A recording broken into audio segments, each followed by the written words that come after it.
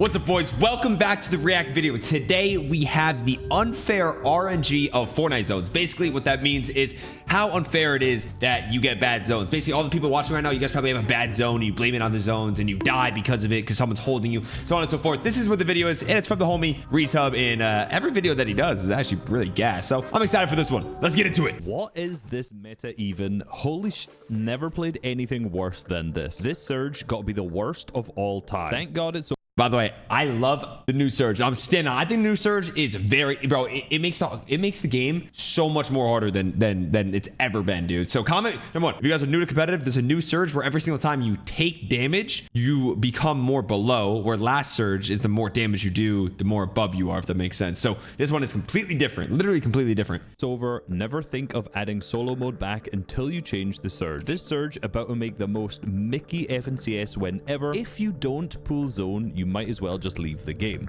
All those tweets are cope. I'm telling you, bro. I'm telling you guys. I promise. 10 of the 12 games had zones that pulled south of the map in Europe's Solo Cash Cup finals. Scroll, who won the event, was undoubtedly blessed by how many zones pulled near his This is a bad look. drop of Battlefield What I was Boulevard. saying. Apart from Giras and Twy, all of the top 10 players also Look at had Pablo, great though. zone luck. Can you guess where the worst performing 10 players dropped? That's correct, for the most part, to the north of the map.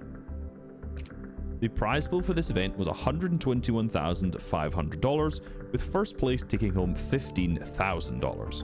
So did where the This is the solo tournament, man. Players thousands of dollars? In order to understand that, we need to take a deep dive into game number 3 and go through the eyes of Vana, who made 4 different tweets showing his frustration about this meta. Bro, the surge is... Unsurprisingly, Vana dropped at Oh, no, Latte dude. landing in I the north love of it, the bro. map. I'll And shut up. overall, My in bad. this Sorry. tournament, he ended up placing 39th.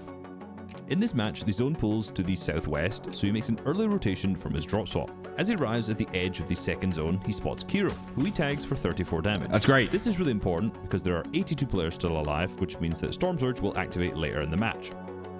Historically, players with the least total damage would be hit by Storm Surge during zone transitions. However, as of October, that has been changed to net damage, which is damage dealt minus the damage you take. So with 34 damage dealt and 0 damage taken, Vana currently has a net damage of 34. However, now, because Kira's been shot at, he just builds up on top of the hill and stares back at Vana. This means that Vana cannot rotate up this hill in front of him, so instead it goes around and rotates towards Lethal Labs, where there are already 6 players bunched up. Holy... But because this is Yo, he's making this like a movie. Also rotated into this position, like Izzy.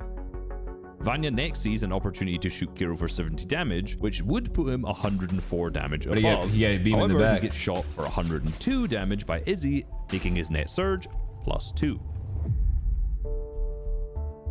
Since he's then had to box up and heal, Kiro rotates in front of him and now has a high ground position to hold Vana from, where he's able to tag him for 42 damage. And now for the first time in this match, Vana has a negative net surge damage of -40. Yeah. But that's skill, like... His ex-teammate Swizzy then hits him for 48, so now all of his big pots are gone from his inventory. This means he has to force his way into the mending machine, which is nearby, where he can buy more with gold. However, Swizzy is camping here and pumps him for 57. Only Eventually, 57 right he is there, able dude. to buy 2 more bigs, but he's -145 net surge and needs to start dealing damage. I would say at this point the game is recoverable. It's very hard, dealing though. damage to other players around him, then he can get a positive net damage, meaning he won't die to Storm Surge. But unfortunately, instead of looking for damage, he starts to reform around him to get his materials back up. And He probably Swizzy gets is hit, able to right? work on him again and hits him for 43, and then for a third time and hits him for 10.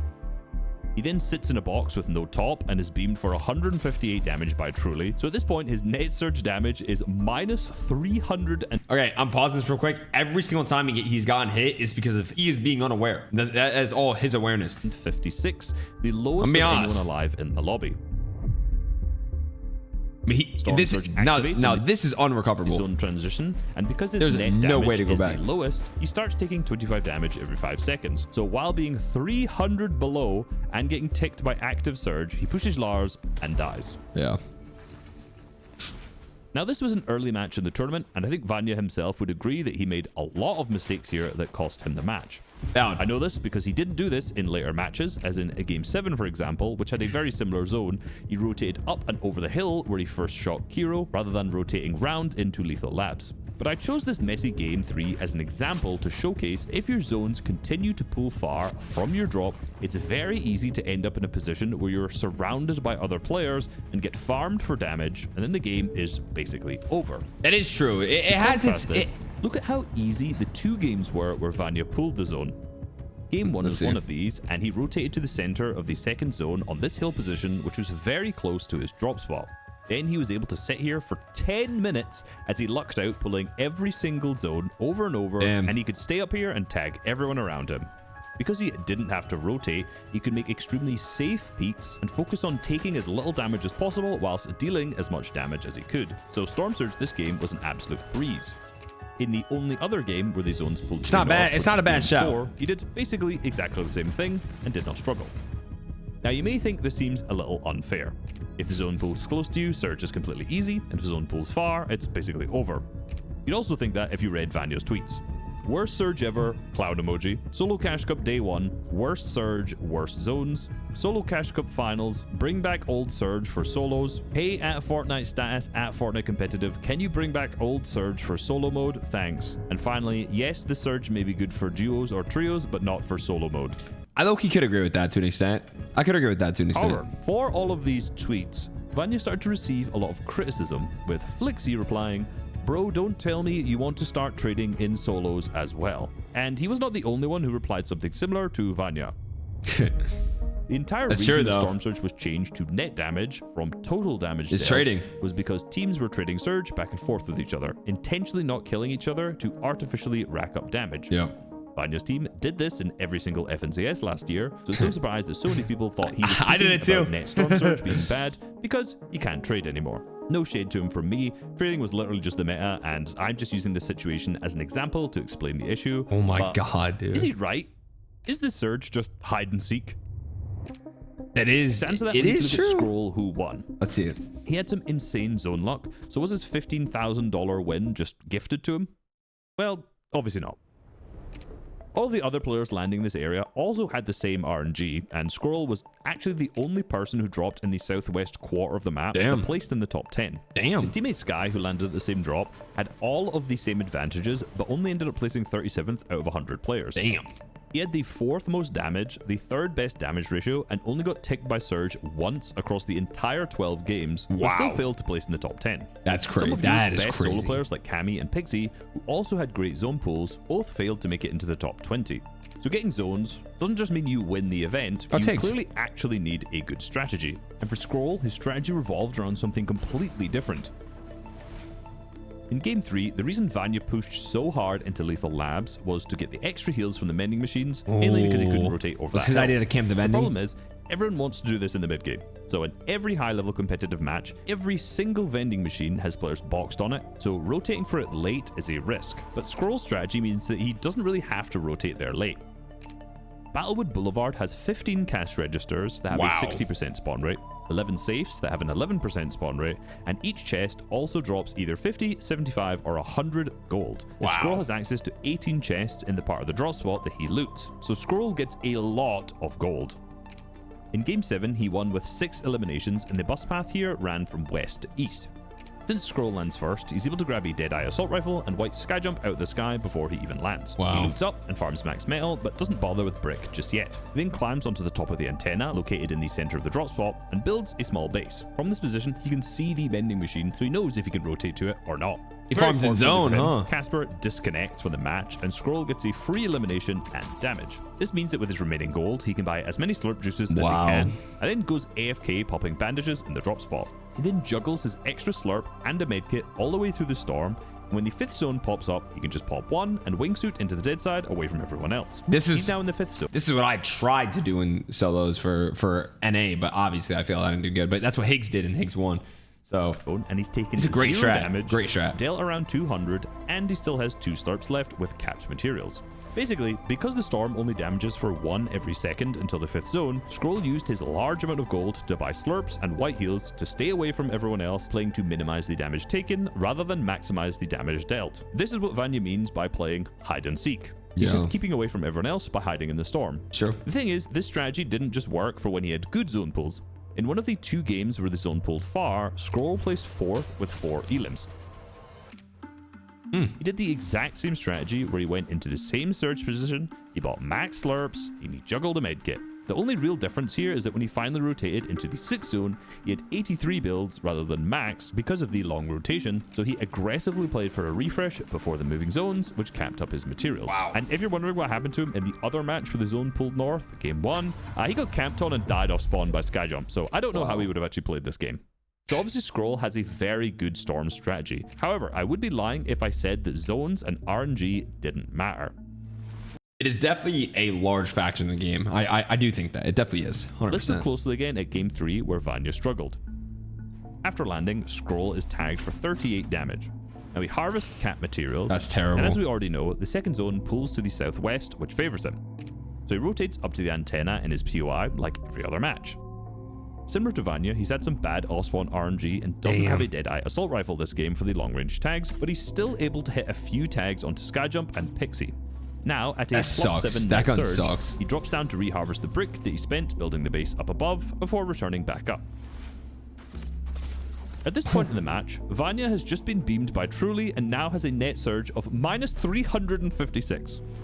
Scroll gets another 18 tag onto Angel before then rotating into the storm. He then plays one of his slurps, which allows him to safely rotate behind everyone else to get into the 5th zone without getting hit once. Damn. The 6th zone is tricky for him as it pulls completely max to the north, and this is the first time Vana gets a good zone pull. Unfortunately, he's getting ticked by Storm Surge and dies. As we already mentioned, sure, Vana could have played this match much better, but clearly one player had a much easier match than the other due to where the zones pulled. Sitting in zone. Now, Scroll wasn't the only one to try and play the storm. If you pick any random game and open the map at any point, there'll be around 20 to 30% of players in the storm at almost any point of the match. Bro. This is why these players had to be very careful when playing the storm, as if they rotated too early, they'd still rotate into a lot of other players. Scroll made sure he was one of the last players to rotate into the safe circle, which meant that he kept away from all of the other players playing the storm. And the other player who did that extremely well was Cringe, who was at the Cringe top of the first leaderboard too? after day 1. Yeah. But the thing is, his strategy did not revolve around gold like Scroll. Instead, he approached this from a completely different angle. Cringe lands on a spot north of Classified Canyon that has 2 chests and a slurp truck. That's it? From here, he can farm max metal quickly and then just rotate north, scrap looting the chests around him as he goes. He gets a 19 tag onto Nero before boxing up on the fishing rod spawns in the East River. This guy's funny. I've never watched King Cringe. Holes, he just creates enough space to fish the water underneath. There's a 60% chance to get a small fry, a 30% chance to get a flopper, a 10% chance to get a shieldfish, and a 0.49% chance you'll get the mythic pistol, and finally is the same chance of getting some gold. Oh, that's not a bad 4 minutes into shout. fishing, he luckily pulls the mythic pistol, and after 7 minutes, he stops fishing. That's This means that when he crazy. force zones here, he can just use all of the small fries that he's fished up to keep himself alive without wasting any floppers. Wait, this is a good Because strat. he's deep into Storm, most people don't expect him to still be sitting in this box, so this allows him to get a lot of easy tags. He tags Winter for 27, Hizix for 100, and then again Winter for 47 much later, putting him at plus 193 net surge. That's crazy. This zone pulls fully maximum. How did Cringe the do? furthest away possible pull it could be, and he's the deepest person into Storm, which means that no one is behind him. He has to make the tough choice of what to drop for the floppers so that he can survive this rotation, and it's obviously not going to be the mythic pistol, so he drops the purple pump. Wow. As he rotates, Hey, he buys that's one crazy. slurp with the gold that he has, and he's also credited for killing Hizix, which he damaged earlier. So with the siphon and the slurp popped, he stays at 100 HP for a lot of this rotate. However, when he's close to getting into the 5th zone, the 6th zone appears near him, which is now a 5 tick. So he uses one flopper, and then the last of his gold for a patch-up in Sus. Then he can just wingsuit in, and he still has floppers to spare. Because of this fishing strategy, at the 6th zone, he's now taken 0 damage, but dealt 193. Okay, the amount of ball. Okay, this is like this is the type of Fortnite that like holy shit. You need a high IQ for. Cringe is actually a goat for that. Storm Surge just by But he has like he definitely has max sickness. sitting and fishing. You may ask how he gets a shotgun to play out the rest of this game, but a player who is down on Surge just runs next to his box and he wipes him out. The thing is, depending on where the zone pulls, Cringe would have a different strategy for this. There are fishing rod spawns all around the map, and he chose whichever one was basically somewhere in the second zone. Some of them were in the center of the map, some of them were over to the east, some were to the west. But this strategy took him to first place on day 1. Now, the strategy was so good that on day 2, Twy just copied it, and he went from 55th on the leaderboard all the way up to 6th place, earning himself $6,000. Now that's crazy. Days, the player who earned the most points was just sitting in Storm and fishing. So sure, people were mocking Vana's tweets, but he definitely is kind of right that Surge is just hide and seek. However, criticizing this doesn't really make that much sense to me. With Storm Surge trading, the main strategy that teams used was to trade their damage early, and then if they pulled a zone, they'd sit on a Surge base, and if a zone pulled far, they would play the Storm, which is the exact same thing that's happening right now, just without the teaming of Surge trading. Or as much teaming. It's still Fortnite. People team all the time. Playing the Storm has been the meta for the last, 2 years at least. And sure, pulling zones helped, undoubtedly. But come on, we can't be making max zone pull tweets in the year 2026. If you want some more in-depth on that. This is a good video, bro. It really gave a full description of what they were doing. Because I didn't watch, this was a solo finals European. I didn't watch it, bro. But okay, I take back what I said at the start of the video. I think the Surge is very good for duos and maybe even trios. But yeah, solos, honestly, is different. But why? What makes it so much better in duos than solos? That's what I'm trying to figure out. But if you guys did enjoy the video, make sure to like, subscribe, and comment. We are back uploading on the reacts. I'm trying to keep a good schedule on filming react videos and get them more active in this channel, but I'm also competing in FNCS, so it's a little bit difficult. But we are back and active, so turn on the notifications, subscribe, and I'll see you guys in the next one. Peace.